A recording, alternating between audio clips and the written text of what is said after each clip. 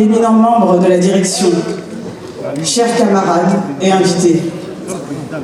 Tout d'abord, nous tenons à vous remercier d'avoir honoré de votre présence cette double cérémonie de présentation des candidats et du lancement de la sentinelle antifraude électorale. Mes amis et membres de la sentinelle se joignent à moi pour vous remercier de l'honneur que vous nous faites en étant présents à cet événement.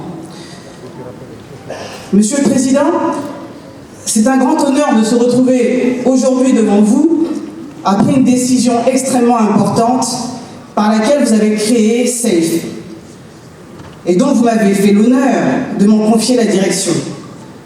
Je vous en remercie.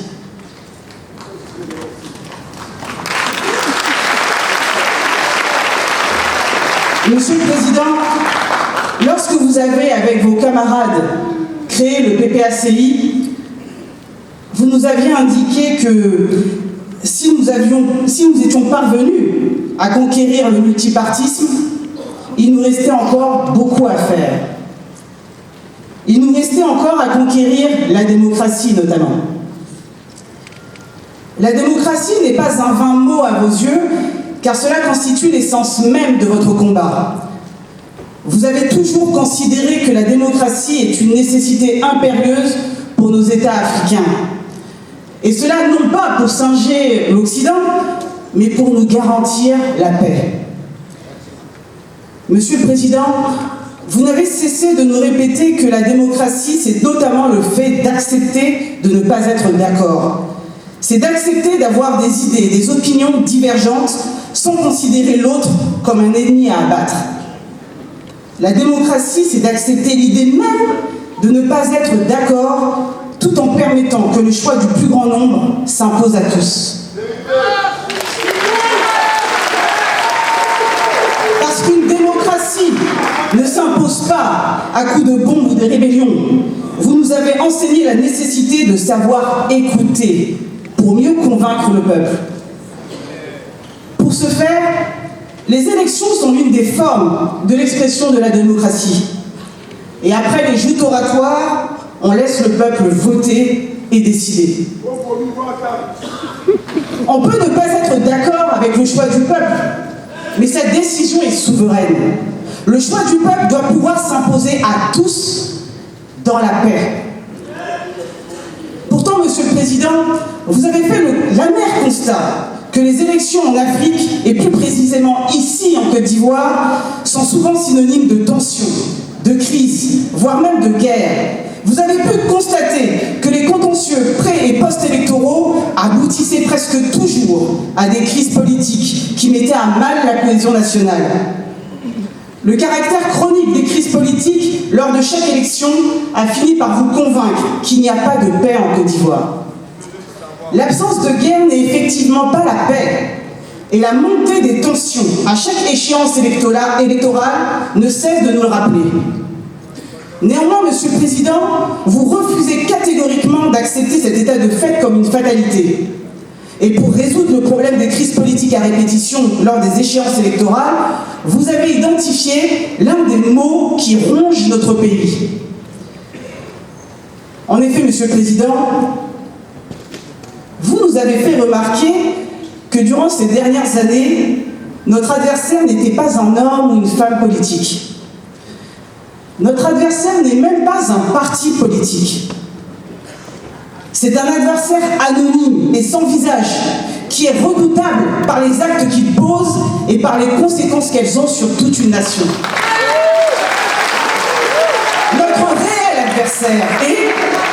Notre réel adversaire est la fraude électorale. Travestie en un processus électoral, la fraude vole le peuple de la pire des manières. Elle vole sournoisement le choix du peuple. Elle vole son espoir de changement et de fait, elle lui confisque son avenir. Qui peut croire, entre nous, qui peut croire à la réalité d'une victoire électorale lorsqu'il y a plus de votants que d'inscrits? Lorsqu'on élimine certains candidats, lorsque l'on empêche des électeurs de voter, ou enfin lorsque certains subissent des violences du fait de leur obédience politique. Et on ose nous parler d'élections libres et transparentes. Il est vrai, Monsieur le Président, qu'un plutôt de mal élus, ont montré une grande créativité dans la pratique de la fraude électorale.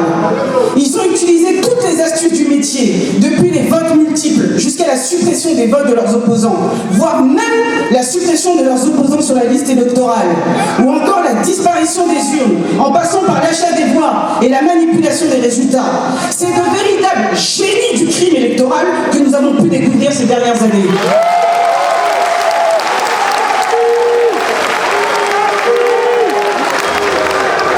Alors, bien sûr, des voix se sont élevées pour oser suggérer que la victoire de ces merveilleux candidats était le résultat d'une fraude flagrante. Mais pourquoi écouter ces voix sceptiques quand on peut simplement les réduire au silence par l'exil, l'emprisonnement, les menaces et les intimidations? La fraude électorale est ainsi devenue si banale qu'elle apparaît chez certains comme étant un mode normal de fonctionnement. Elle est la solution. C'est après avoir fait cet amer constat que vous avez décidé, Monsieur le Président, de créer SAFE. Cet organe est composé d'un bureau central qui vous a été présenté avec des personnalités qui ont une expertise particulière en lien avec le processus électoral. Nous avons également des sentinelles au niveau des régions et des communes qui seront nos yeux et nos oreilles. En réalité, Monsieur le Président, c'est chaque Ivoirien qui sera nos yeux et nos oreilles dans tout le pays. De la ménagère au chef d'entreprise, en passant par l'enseignant et l'étudiant, chacun de nos concitoyens pourra nous dénoncer toutes les fraudes ou tentatives de fraude dont il aura été témoin. En réalité, Monsieur le Président, SAFE sera le porte-voix du peuple. Car nous devons tous travailler ensemble pour protéger notre droit de vote et pour nous assurer que chaque voix est comptée et que chaque vote est traité de manière équitable et transparente. Cela signifie que nous devons être vigilants et dénoncer toute activité suspecte ou toute tentative de fraude électorale. Tous nos concitoyens ne seront plus des spectateurs, mais des acteurs des élections.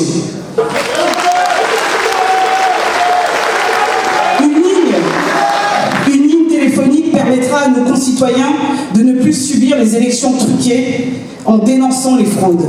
Un site internet, une page Facebook et un numéro WhatsApp seront également mis à la disposition de tous pour permettre à chacun de nous alerter sur les fraudes en cours. Nous sommes ainsi en réalité que la face visible de la sentinelle, qui sera composée de milliers d'anonymes qui auront un regard attentif sur les prochaines élections. Pour ce qui est des missions de SAFE, Monsieur le Président, vous avez été très clair. Notre mission première pourrait se résumer en 3 mots. Surveiller, détecter, dénoncer. Il s'agit effectivement de surveiller tout le processus électoral, de détecter de manière précoce toutes les germes de la fraude, et afin de dénoncer la fraude partout où elle se trouve. Il s'agit d'attirer l'attention de chacun sur toutes les irrégularités constatées dans le processus électoral.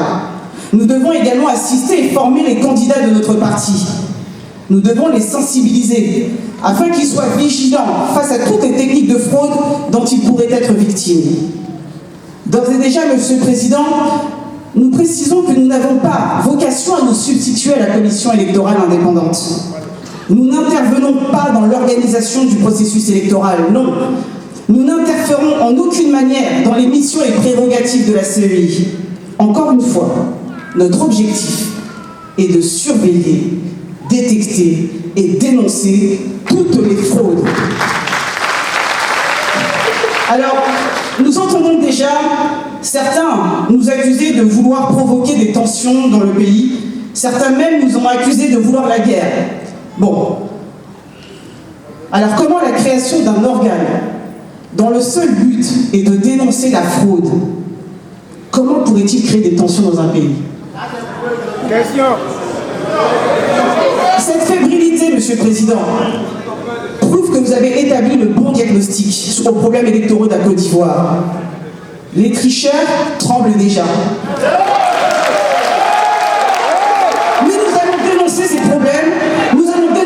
fraude. Non déplaise aux tricheurs. Vos sentinelles, Monsieur le Président, sont des jeunes et des moins jeunes, des hommes et des femmes, des pères et des mères de famille, tout à fait pacifiques, je le répète, tout à fait pacifiques, qui vont informer le peuple de tous les actes de fraude que nous allons repérer. Non déplaise aux tricheurs. Nous n'allons plus nous taire. Nous n'allons plus nous taire car nous avons compris, Monsieur le Président, que notre seul adversaire était la fraude électorale. Nous allons dénoncer cela, Monsieur le Président. Monsieur le Président, les différentes techniques de fraude électorale nous montrent que tout ne se joue pas le jour des élections. Bien des choses se jouent avant. En effet, à l'heure où je vous parle, beaucoup de choses se jouent. Beaucoup de choses sont faites. Et des bruits courent. Des bruits courent déjà. Nous entendons déjà qu'alors que, et nous l'avons vu, vous étiez partis vous inscrire sur la liste électorale en fin d'année dernière, certains tenteraient aujourd'hui d'effacer votre inscription en retirant de nouveau votre nom de la liste électorale. Récemment, des journaux se sont d'ailleurs fait l'écho de cette tentative de retrait de votre nom de la liste électorale. L'inscription est pourtant de droit. Et la procédure électorale veut que toute personne qui souhaite s'inscrire doit pouvoir voir son nom sur la liste électorale avant toute contestation. Et le contentieux de la liste électorale n'a même pas encore commencé pour que l'on prétende retirer votre nom. C'est au peuple, et au peuple seul, de choisir ses élus. Et il n'y a pas pire lâcheté que d'utiliser des candidats sans envergure pour être sûr de les battre et de se glorifier d'une victoire sans légitimité qui ne repose sur rien. Il n'y a pas pire danger que de retirer le droit de vote à ses adversaires pour tenter de se garantir une victoire chimérique et sans aucune légitimité. Nous espérons donc que ce n'est qu'une rumeur. Nous espérons vraiment qu'une fraude aussi grossière n'aura pas lieu. Nous l'espérons car cela serait de nature à disqualifier les organes qui s'y prêteraient. Nous l'espérons car cela signifierait que ceux qui prétendent organiser nos élections en toute indépendance ne le seraient pas vraiment. Mais cette fois-ci, Monsieur le Président, vous nous avez demandé d'être vigilants. Non pas pour vous-même, mais pour rétablir la confiance du peuple dans le processus électoral. Monsieur le Président, chers invités, parce qu'il n'y a pas de démocratie sans le peuple. Tant qu'il y aura des élections, elles doivent refléter la volonté du peuple et non celle de la fraude. Un peuple sans pouvoir n'est que le reflet d'une dictature. Nous l'avons dit, chers camarades, et nous le répétons, notre réel adversaire est la fraude électorale. Mais nous ne la laisserons pas gagner. Nous ne la laisserons pas gagner. Nous ne la laisserons pas gagner. Monsieur le Président, toute votre vie, vous vous êtes battu pour une Côte d'Ivoire souveraine et démocratique. Vous n'avez jamais cessé de nous faire comprendre que notre droit de vote est précieux et qu'il doit être protégé. Lors de la fête de la Renaissance, il y a quelques semaines à peine, vous nous avez encore rappelé qu'on n'a rien sans combat. Nous devons donc tous faire notre part pour lutter contre la fraude électorale et pour garantir que chaque vote compte, que chaque citoyen compte.